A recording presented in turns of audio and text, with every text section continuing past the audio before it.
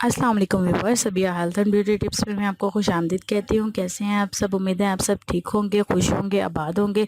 सबसे पहले तो उन लोगों का बहुत बहुत शुक्रिया जिन लोगों ने मेरे चैनल को सब्सक्राइब किया, मेरी वीडियोस को लाइक किया। थैंक यू सो मच, मैं उनका दिल से शुक्रिया अदा करती हूँ। और मेरे नए आने वाले व्यूवर से गुजारिश है कि प्लीज़ मेरे चैनल को ज़रूर सब्सक्राइब करें, मेरी आने वाली वीडियोज़ को देखें और मुझे बताएँ, मुझे फ़ीडबैक दें कि मेरी वीडियोज़ कैसी हैं और मेरी हौसला अफजाई करें।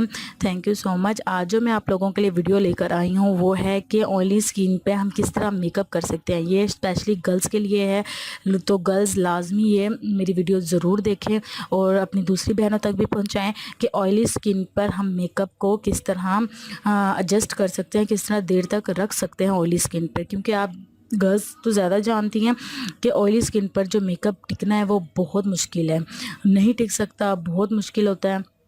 तो उसके लिए सिंपल सी आसान सी एक मैं टिप लेकर आई हूँ आपके लिए।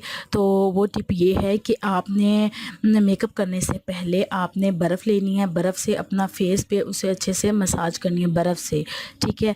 कोई भी आइस क्यूब ले लें, उससे आपने अपने चेहरे पर अच्छे से जो है ना अपने मसाज करनी है पूरे फेस पर, ठीक है। और ज़्यादा उन जगहों पर जहाँ से आपका ऑयल निकलता है, ख़ास तौर पर नाक, नोज़ जो है आपको पता है उससे अब बहुत ज़्यादा जो है ऑयल निकलता है। ये चिन होती है जो, उससे बहुत ज़्यादा ऑयल निकलता है। तो आपने इन दो जगहों पर अच्छे से लगाना है।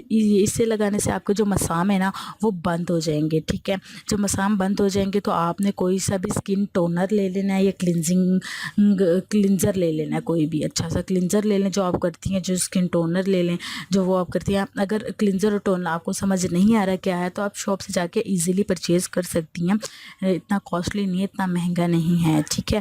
वो लेने के बाद आपने उसके 2-3 ड्रॉप्स अपने हाथ पे लेने हैं और उसे पूरे चेहरे पे अच्छे से उन्हीं 2-3 ड्रॉप से अपने पूरे चेहरे पे मसाज कर लेनी है और ज़्यादा नहीं आपने लगाना। उसके बाद आपने उसी फेस के ऊपर उसी तरह ही धोना नहीं है बिल्कुल भी उस फेस को, वही टोनर लगा रहने दे। टोनर लगा रहने देने के बाद आपने वही जो है केक बेस आपने लेनी है। वो भी मार्केट से अवेलेबल हो जाएगी। आपको नहीं पता चला आप कौन सी बेस यूज़ करें तो केक बेस आपने लेनी है, वो लेके वो आपने अपने फेस पर अप्लाई करनी है। इससे आपका फेस जो है वो बिल्कुल भी ऑयली नहीं होगा, बिल्कुल भी चिकनाई नहीं आएगी आपके फेस पर। आपका जो मेकअप है वो स्टिल रहेगा देर तक, जो है वो आपका फेस आपके चेहरे पर बैठा रहेगा इंशाल्लाह। उम्मीद है आपको मेरी आज की वीडियो अच्छी लगी होगी। तो प्लीज़ काइंडली मुझे लाजमी फीडबैक दीजिएगा। Thank you so much and